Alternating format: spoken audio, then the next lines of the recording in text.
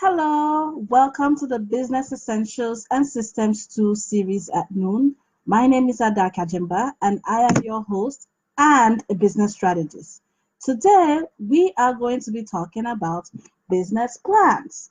So, what do I mean by business plans? I mean the ideas that you have already, that the idea that you have for a business, you can't continue with that idea without actually having, you have to lay down something as a plan on how you're going to run that idea into a profitable business.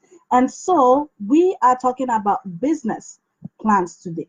What is a business plan? A business plan is that thing, that is that tangible thing that you see and refer to every time that when you're doing your business, that tells you what your business is about, who you're serving, the returns that you want to get in, and things like that. So that's what a business plan is. And you cannot um, go on with a business without actually, first of all, having a business plan.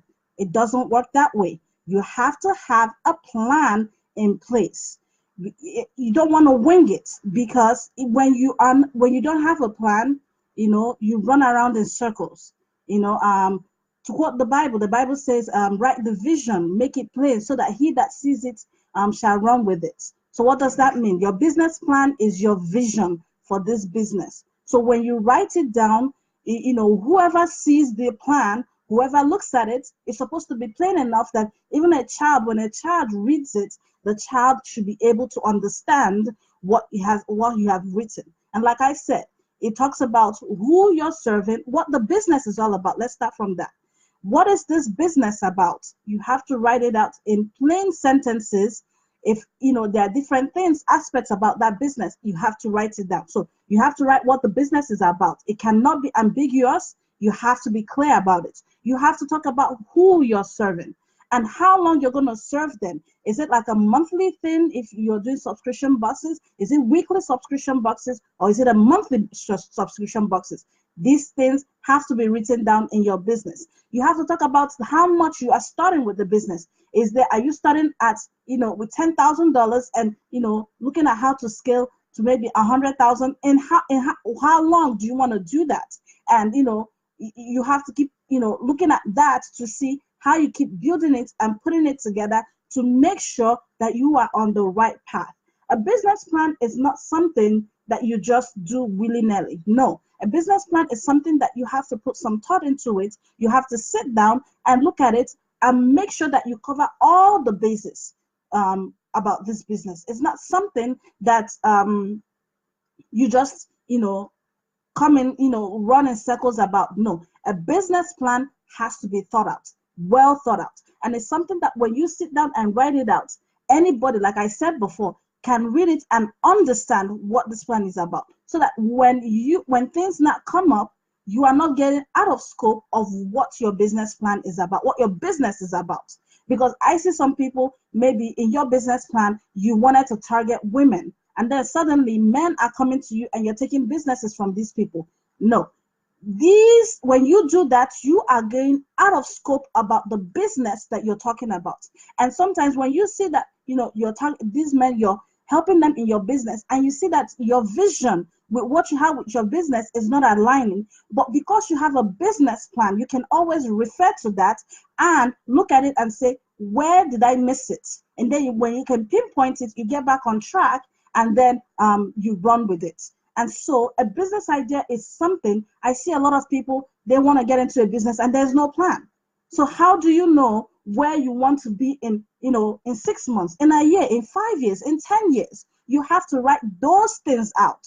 You have to write, yes, blessing, like a pitch. But a pitch is just a sentence. A business plan is a document. It's like stacks and stacks, pages and pages of a document, because there are so many things involved in your business that you have to write out. Like I said, you have to talk about who you are targeting, and not just who you're targeting, the age demographics.